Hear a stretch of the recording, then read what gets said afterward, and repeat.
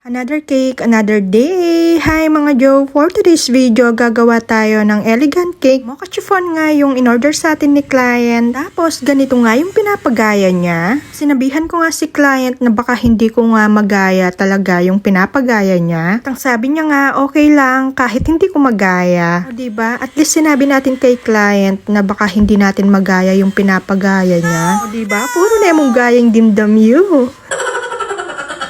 Ganun kasi talaga ako na kapag 50-50 ako sa binigay na inspo ni client, sinasabi ko talaga na baka hindi ko makuha yung pinapagaya niya. Para po sa kaalaman ng lahat, lagi ko na lang sinasabi na malinis po ang aking kamay kahit hindi tayo naka-gloves. Baka kasi mabas ulit tayo sa TikTok.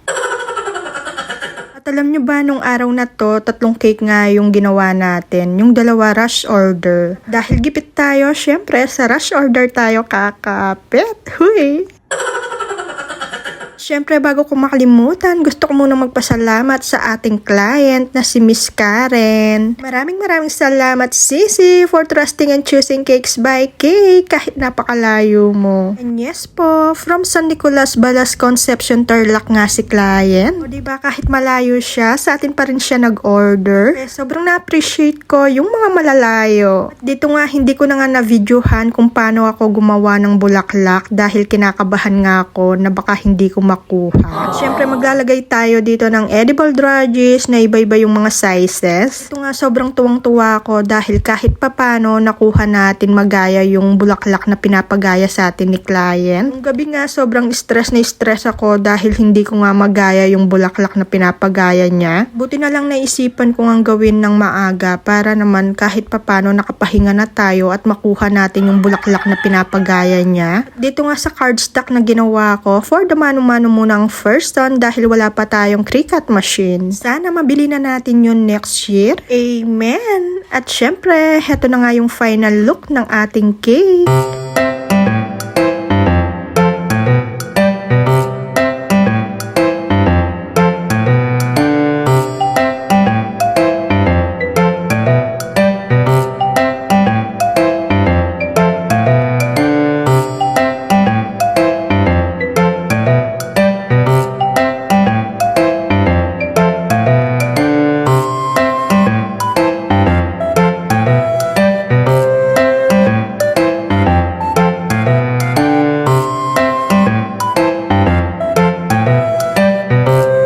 Ewan ko ba kung ako lang yung sobrang nagagandahan ako sa cake na to. Napakasimple pero napakaganda. Dito nga, hindi ko na nga na-videohan dahil rush order nga ito. Wala na tayong oras. 2 nga yung in-order sa atin ni client.